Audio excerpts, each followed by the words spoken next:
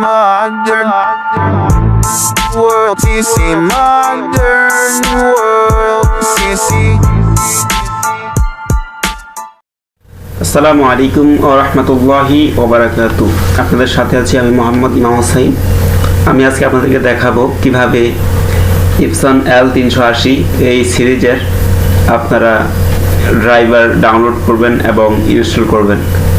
তো আমি ডাউনলোড করে দেখাচ্ছি না, আমার ইন্টারনেট কানেকশন বেশি একটা ভালো না, যার কারণে আমি আপনাদেরকে ডাউনলোড লিংক ডিসক্রিপশন বক্সে দিয়ে দেব, আপনারা সেখান থেকে ডাউনলোড করে নেবেন। তো চলুন দেখে নেই আমরা কিভাবে Epson L380 এই সিরিজের ড্রাইভারগুলো ইনস্টল করব। তো এখানে দেখতে পাচ্ছেন দুইটা ড্রাইভার, এটা আপনারা এই দুটোটার লিংক আমি ডিসক্রিপশন বক্সে দিয়ে দেব, আপনারা সেখান থেকে ডাউনলোড করে নেবেন। তো আমি প্রথমটা ইনস্টল করছি। রাইট বাটন ক্লিক করবেন, রান অ্যাজ অ্যাডমিনিস্ট্রেটর এখানে ক্লিক করবেন। ক্লিক করার পর এখান থেকে ইয়েস, সেট আপ স্টার্টিং হয়েছে।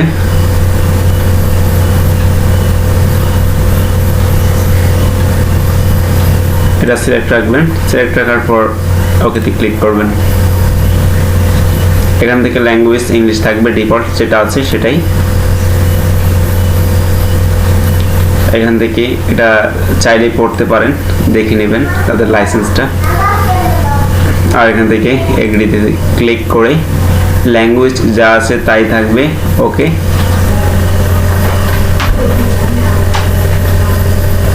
আমাদের সফটওয়্যারটি ইনস্টল হয়েছে, প্রথম সফটওয়্যারটি, আমরা ওকেতে ক্লিক করব। এরপর থাকছে নেক্সট সফটওয়্যার, সেমভাবে right button click, run as administrator এখান থেকে ইয়েসে ক্লিক করবেন।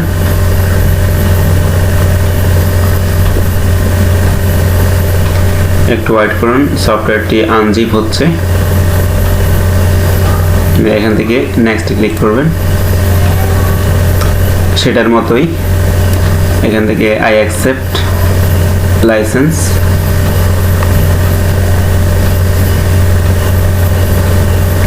ইনস্টল প্রক্রিয়া শুরু হয়েছে, একটু অপেক্ষা করুন। চাইলে কয়েকবার রিফ্রেশ দিয়ে দিতে পারেন, তাহলে ইনস্টল প্রক্রিয়া আর একটু দ্রুত হবে। আমাদের দ্বিতীয় সফটওয়্যারটিও ইনস্টল হয়ে গেছে। এখন আমরা দেখব আমরা যে সফটওয়্যারটি ইনস্টল করেছি আমাদের প্রিন্টারের মডেল আসছে কিনা। তো আমি আমার মাইক্রোসফট অফিস প্রোগ্রামের ফাইলে গিয়ে প্রিন্টে চলে যাচ্ছি।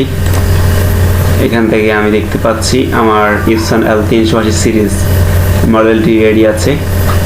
তো দেখলেন কিভাবে Epson L380, আপনারা চাইলে এরকম যে কোনো প্রিন্টারের ড্রাইভার ইনস্টল করতে পারেন এমনিভাবে। তো আশা করি আপনাদের উপকারে আসবে টিউটোরিয়ালটি। তো আজকে এই পর্যন্তই, আল্লাহ হাফেজ।